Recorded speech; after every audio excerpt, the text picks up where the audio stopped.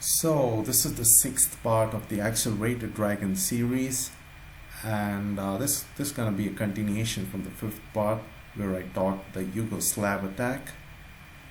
In case you haven't watched that video, I highly recommend you do so because this is just a continuation where I'm teaching you the pseudo-Yugoslav attack. In case you like these videos and you find them helpful, the only thing I request from you guys is please consider subscribing to my channel and hit the bell button for receiving the notifications, and leave a comment down below, guys, so that I can know what you exactly want or what I can address to. So in this position we have the standard setup of the Accelerated Dragon. White plays nc3, bishop c4, and we considered f3 in our previous video where we could play queen b6. This was the Yugoslav attack, but the slightly better move for white to play is bishop b3, which you might see a lot. This is the pseudo-Yugoslav attack, and I'm gonna be discussing this variation in depth, and it might possibly take 2 to 3 videos to complete this variation. So one thing I wanted to bring to your notice is that I'm making longer videos on purpose because I'm not trying to just have the titles and do an abrupt work of completing the entire tutorial in just 10 to 15 minutes. It cannot be done. These are videos which are covered in depth, and it can be played from beginner level to probably 2400 to 2500 level easily, and you should have no problems playing this in tournaments, and you should get good results as well. So after bishop b3, what we could play is, you could just continue with d6, which is normally the position that arises from dragon variation. But as I explained the concepts and the advantages of playing the Accelerated Dragon over the dragon variation in my first video of the series, in case you haven't watched that, then please do watch it and come back. So with d6, we have the chance to play bishop d7 or continue with the ideas of the dragon variation. That's alright, but there is a better move here. You could just play a5, and there is a possibility of a4, and then if white captured the pawn, we get this pawn. So in exchange with this pawn, we are getting the central pawn, and this gives us a huge advantage because you must have learned in chess fundamentals that central pawns have a lot of value, and we are not only opening up the rook file, we are also getting the central pawn for our rook pawn. So that's a fair deal for us. So white is not gonna allow black to play a4, so white has to do something here. There are numerous ways to continue from this position, but in this video let us address one variation, that is a4. So after a4, what black can do here is, this is a tricky move, guys, but you got to observe the position carefully to come up with this move. It is knight g4. It looks like black is giving away a piece for free, but you got to also observe that this piece is attacked as well. That is, after queen takes g4, we can capture this knight on d4, and suddenly black has a better position. You can check this position with an engine, but it's however yielding a better position for black. If white castled, then we get the good bishop, knight takes b3, c takes b3, and now we can play d5. This queen is attacked, and then there is a possibility of d4 as well. So black clearly has a better position here, guys. And what if white doesn't give away the bishop? Where else can he take this bishop to? If he moves the bishop here or even here, you have to observe that this pawn is hanging, and black can just capture the pawn and the rook as well.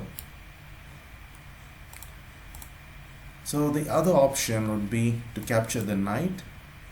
Then we could just capture it with this, and if castle, we can just play d6. Here we have a 2 bishop advantage, and this should give us a better position in the end games. So if white played something like queen g3, we can continue with bishop d7 after rook a d1. We never capture this knight because this bishop is considered pretty strong. So we can just retrieve this bishop back to g7, and if white played f4, we could play b5. If knight takes b5, then we can play queen b6 check, king h1, bishop takes b5, a takes b5, queen takes b5. We should see that this pawn is hanging. After c3, we can just play queen takes b3. So c3 is never a possibility to defend this pawn.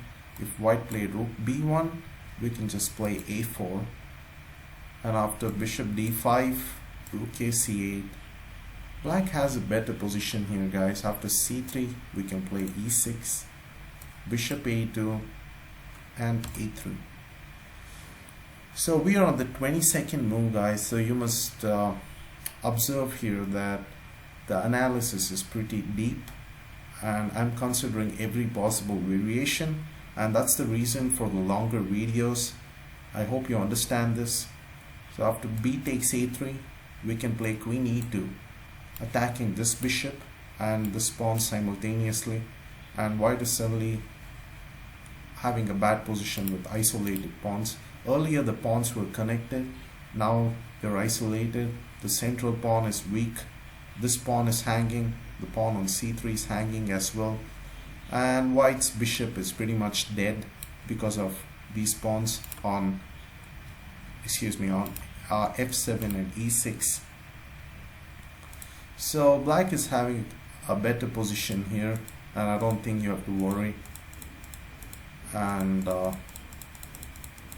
I don't think white is gonna capture this knight on d4, on g4, excuse me. So after ng4, what if white played something like knight takes c6, attacking the queen? You could just play d takes c6. It's pretty obvious that this bishop is now defending the knight on g4, and white can't capture queen takes g4 because of the bishop. But there is a slightly better move here, that is after knight takes e3, knight takes d8, knight takes d1, rook takes d1, rook takes d8. Like in the last position, we have a double bishop advantage, and if you follow the same strategies, then you're going to end up in a better position with the better pawn structure. The idea is to play d6, bd7, bring the rooks on this file here. I mean, of course you won't take your rook here because of the bishop, but you're going to have the free file and try to play b5. You're going to try to play b5.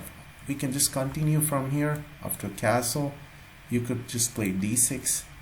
If they played f4, you could play bishop d7. If something like f5, in this case, you could even try to destroy white's pawn structure by playing bishop takes c3. Now something like bishop e8 is fine, because after pawn takes g6, this pawn is hanging. One attacker, another attacker, so you got to defend this pawn somehow. So bishop e8. Now after a move like f6, we could just play e6, and black is better after rook a c8, and this pawn is under pressure. The pawns are isolated. If pawn takes g6, h takes g6, and all the tension that was created by this rook and bishop is now eliminated. So we have a better position right away. So no problems here, guys.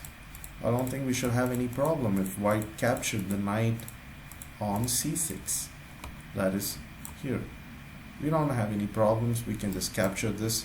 If he captured from e3, now we can just play b takes c6. Don't trade queens. You don't have to trade queens because his pawn structure is already scattered. His pawn structure is scattered, and if something like queen f3 now, you could play d6, and I don't see much happening for white. There is not much at all. After castles, you could play queen b6 as well. You can give a pawn here.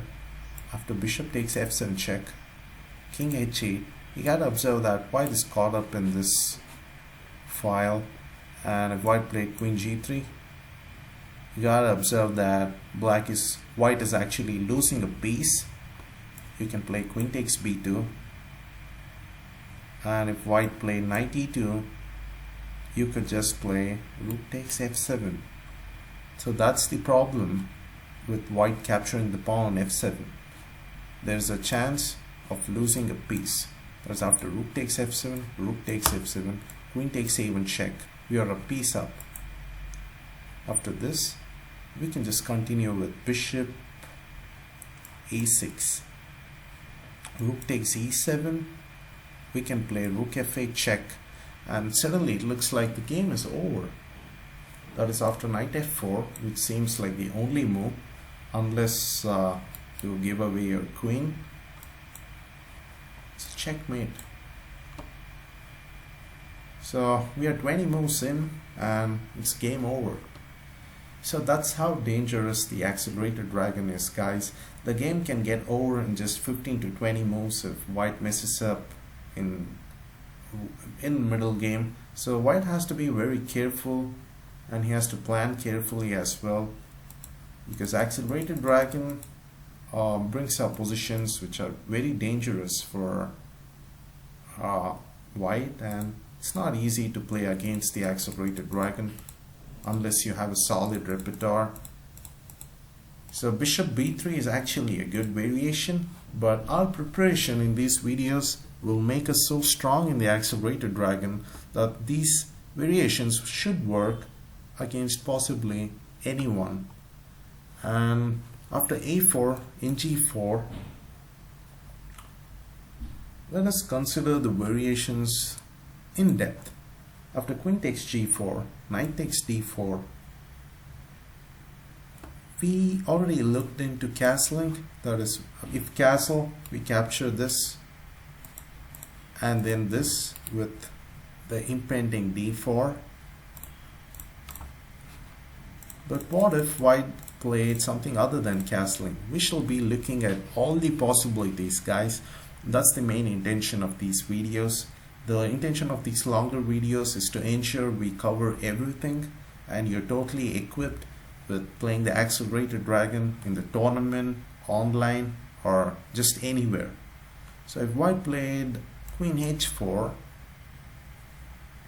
then we can just capture the bishop, which was our intention of getting the knight to d4, and suddenly the strong bishop, which had a good control of the diagonal, is lost, and we immediately have a two bishop advantage that I earlier talked about.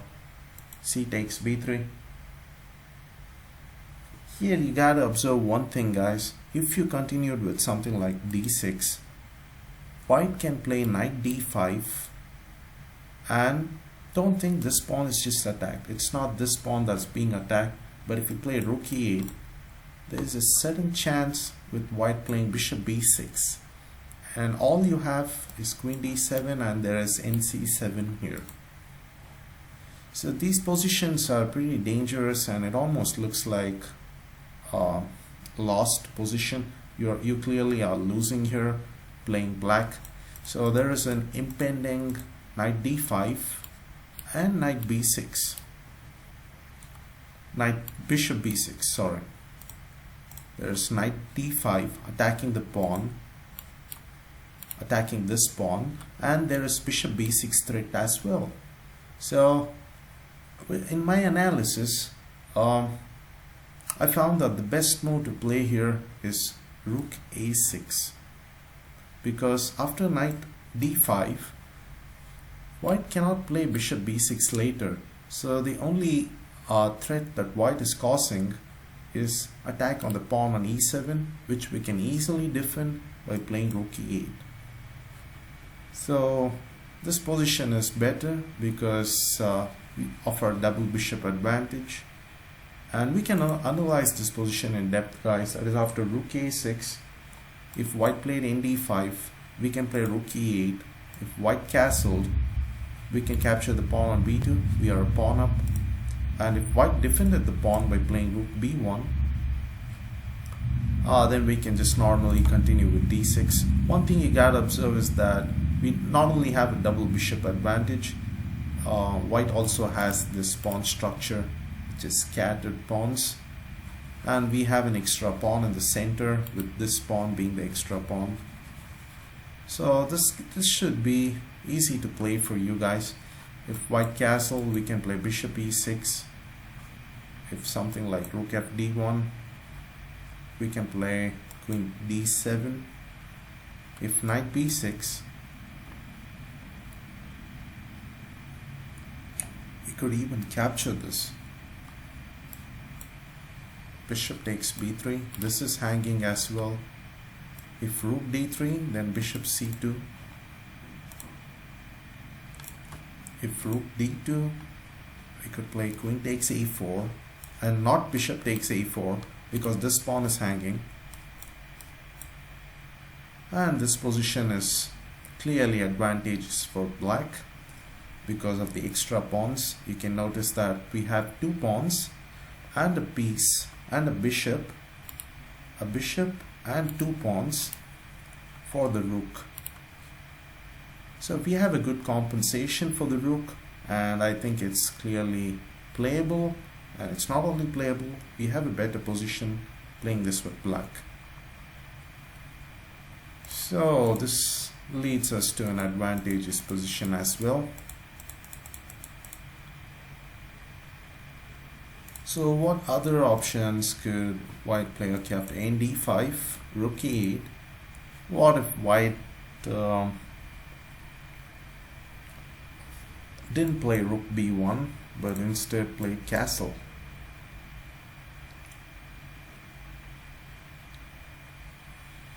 Oh yeah, as we already considered this before, we're gonna play bishop takes b2, and we get a better position with being a pawn up as well. I was thinking of something else and considered that variation again. So after queen h4, knight takes b3, c takes b3.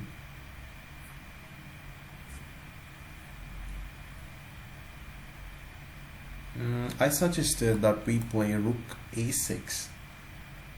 Now white could castle here as well, and if white castled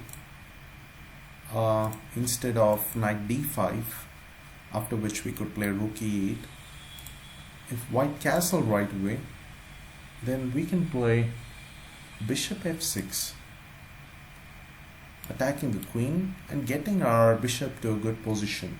Now there are two ways for white to play. One is bishop g5, the other one is queen g3. So let us consider both positions, guys. If queen g3, we can play d6, and the idea of d6 is to get the bishop on e6, take advantage of these diagonals, and yeah, basically making it a good position for the bishop and taking advantage of the double bishop.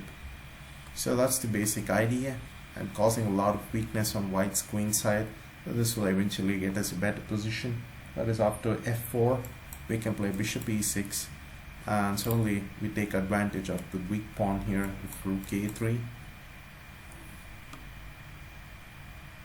We could consider playing queen c8. If white played e5, and we can play bishop g7. If e takes d6, we can capture it with the rook, and the rook gets a good file as well. You see that we have a vacant file, and black has a good position. You shouldn't have problems playing this. So the other variation for white to continue from here is by playing bishop g5, against which you can just capture the bishop. Queen takes g5, and you can continue with d6 and d5, and here you can play bishop e6. Guys, this is a good move. After knight takes e7, you can give a pawn on e7 here. It's not normal to play bishop e6 here, as everyone sees that this pawn is attacked, but that's the advantage of this kind of preparation, guys. We're on the 16th move, and my preparation that I had self-prepared a long time back, I had prepared for bishop e6. Even though it doesn't look very normal to play bishop e6, that's the advantage of watching these videos. You're gonna get all the openings. You're gonna get to learn the accelerated dragon, and I'll probably be doing more videos on different openings in the future.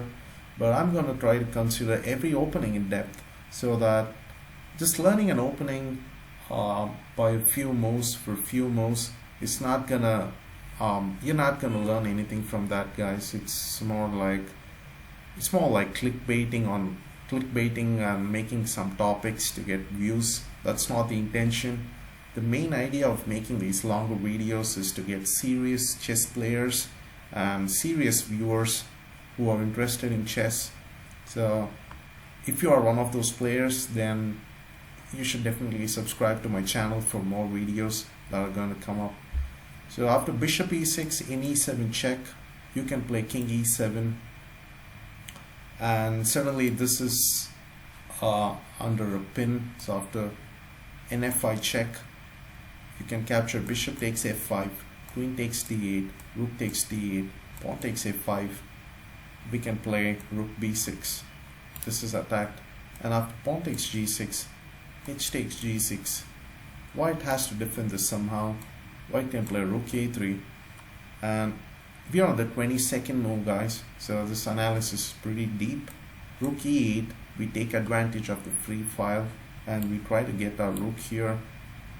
If white played the best move, that is rook d1, we're gonna play rook e2, and if white plays something like rook b1, we can play rook c6, trying to get our rook here as well and attack all the pawns simultaneously. Now white has to avoid the back rank mate as well, because if white played something like you can see that black can actually capture this pawn if white played a rash move right now. If white tried to play b4,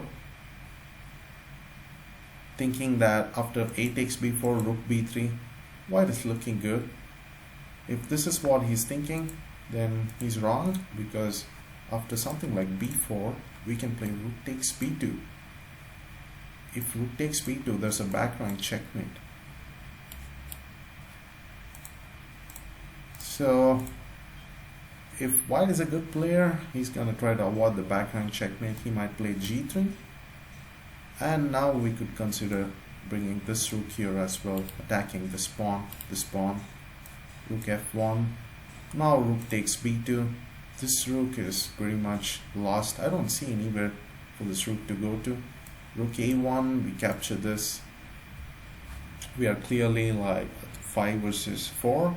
We're a pawn up, and the rook is positioned on the 7th rank relative to black, and this is an easy position for us to play. So our analysis went till the end game, guys. So that's how deep this analysis is. So I hope you really appreciate this kind of analysis. So this led us to a better position. So let's consider the other variation, guys. Let's consider the other possibility, that is instead of queen h4, what if white played, okay, white has to move the queen. That's the reason I considered queen h4, because initially when we considered castling, there was knight takes b3 and then d5 with a potential of d4, and white is losing a piece. So white has got to move the queen somewhere. And we also looked at bishop takes d4. So if white has to move his queen, what about queen d1? Let's consider this possibility as well. So we could just play knight takes b3, c takes b3, and there are two ways to continue here, guys. One is playing just d6, taking advantage of the two bishops, over one bishop, and bringing our bishop to e6, taking advantage and targeting this weak pawn here and the queenside pawns. Or we could even play rook a6, like I mentioned earlier. This is the secret move in this variation, in the pseudo-Yugoslav attack. We could play d6, and if white played queen d2, which seems like the best move, bishop e6, if knight d5, bishop takes d5, e takes d5, queen d7, if castle, now b5. So the key idea here is to bring this rook to b8 and put a lot of pressure on these pawns. So we have a slightly better position for black here. It's not a clearly better position, but we have a slightly better position, and this pawn is weak. So with the rook on b8, we're going to put a lot of pressure on white, and I can definitely say that white wouldn't have a great time defending those pawns. And if you're a good player, you would know how to capitalize from here and win the game from here. So if you like to take it to the end game, then this is certainly the best variation for you. But if not, I have an alternative for that as well. We can play rook a6, which seems alright. Castle, rook e6. The amazing thing is you get to move around with your rook. You move around your rook almost anywhere and everywhere on the board, and taking advantage that this bishop, which used to be on c4, the light squared bishop, is no longer here. So we take advantage of the light squares, that is a6, e6, or whatever squares this bishop on c4 was controlling. We take advantage of those squares and we get our rook there, and suddenly black has a slightly better position. That is, if white played queen c2, we can play b6, target the pawn slowly. If rook e1, bishop b7, f3, we can play f5, e takes f5, g takes f5, knight b5, and now we play rook g6. Guys, if you notice this, there's a threat on f3. Black can capture bishop takes f3. If white, that is, if white played something like this, then black can capture bishop takes f3. We have a better position. And if white played something like f4, then we have rook takes g2 check, and white will be losing his queen to two pieces, which is clearly winning for black. And if white played something like rook f1, defending the pawn on f3, we can play d5 with the impending d4 and then e5 to back it up. So rook a6 is definitely a good move. It's an alternative to d6. If you like to play endgame positions, you can definitely consider playing d6 and then play bishop e6 and then play d5 subsequently. Or if you like to continue in the middle game and try to get an advantage in the middle game itself, then you can consider playing rook a6, rook e6, b6, and target this pawn and slowly play f5. So this is for people who like to who are good in playing middle games. So you have a choice here as well, guys. So in this video we have covered the bishop b3, a5, a4 variation in depth. This is called the pseudo-Yugoslav attack. In the next video we shall consider other options after a5. White has other options like playing f3 here. So I can't consider everything because we are already 31 minutes in, and I don't want to make a 1-hour video because this is gonna bore you guys. But this video is pretty long enough, and I hope I've captivated you guys to watch this video, because I'm trying my best here to make quality content, because I just don't want to make those 5-minute videos and just post something on YouTube. My intention is to get all the information across and make sure you get the best out of your time, because I know that when you're spending 30 minutes on video, I want you to get the best material, and I'm trying really hard to make these videos because this information is well researched content, and it's also material that I prepared with my Russian coach. He's a grandmaster, so the material you're getting is definitely high quality, and you can definitely trust on this information, guys. So in my next video I shall consider f3, and that variation it might take 2 videos for to cover that as well, because I'll be covering that variation in depth as well. So if you have any questions, if you feel like white could continue anything different from this position, or if you have any questions regarding the previous videos, leave a comment down below, guys. I would like to see your comments. And if you want anything in particular, if you want me to increase the time of the videos or reduce the time of the videos, please mention that as well. I'd like to see comments on my videos, guys, so please make sure to interact on these videos.